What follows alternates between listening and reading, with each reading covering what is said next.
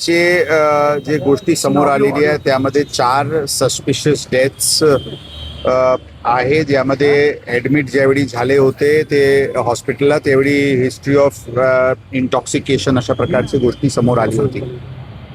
या सर्व विक्टिम्सचे पोस्टमॉर्टम झालेली आहे आणि त्याचे व्हिसरा पण प्रिझर्व करण्यात आलेले आहे. व्हिसरा इमिजिएटली FSLला पाठवण्यात आलेले आहे.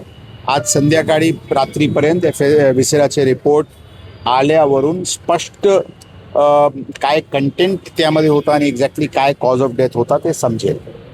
परंतु जे गोष्टी बाजूचे पोलीस युनिटला तपासामध्ये जी गोष्टी समोर आलेली आहे त्या अनुषंगाने आम्ही या प्रकरणात culpable homicide not amounting to murder, poisoning आणि इलिसिट लिकर या कलमाखाली एक गुन्हा आम्ही इथे दाखल करत आहे.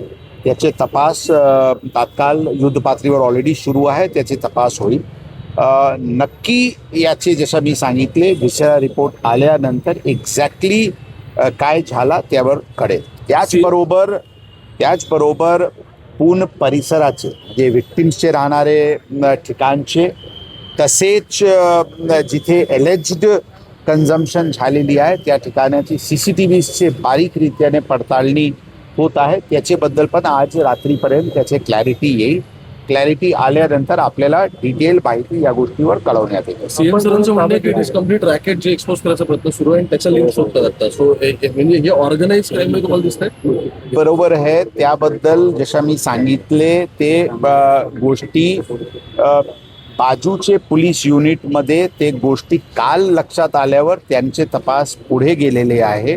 त्याबद्दल मला काही टिप्पणी करणे योग्य किंवा संयुक्तिक नाही आहे. परंतु यामध्ये जे कोणी सामील असतील त्याबद्दल 100% युद्ध पातळीवर कारवाई होईल.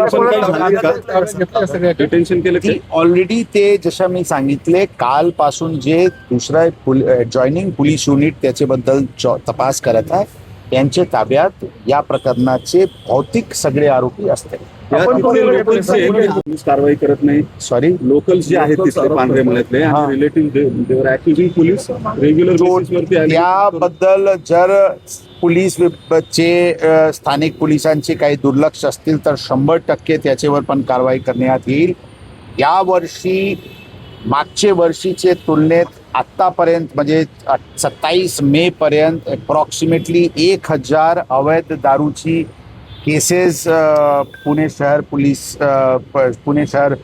दलांकडून करण्यात आलेली आहे. अंदाजन 1 कोटीचे वरचे मुद्देमाल अशा प्रकारचे दारूचे जप्त करण्यात आलेली आहे. मोठ्या प्रमाणात इलिसिट जे डिस्टिलेशन होते त्याच्यावर पण कारवाई करण्यात आलेली आहे. आता याचे कुठे डिस्टिलेशन आणि काय सोर्सेस आहे याचे 100% आजपासून परत एक ऑपरेशन वॉशआउट सुरू करण्यात येत आहे आणि अशा प्रकारचे सर्व अवैध जे काही कारोबार असतील त्यांना पूर्णपणे नष्ट करण्यात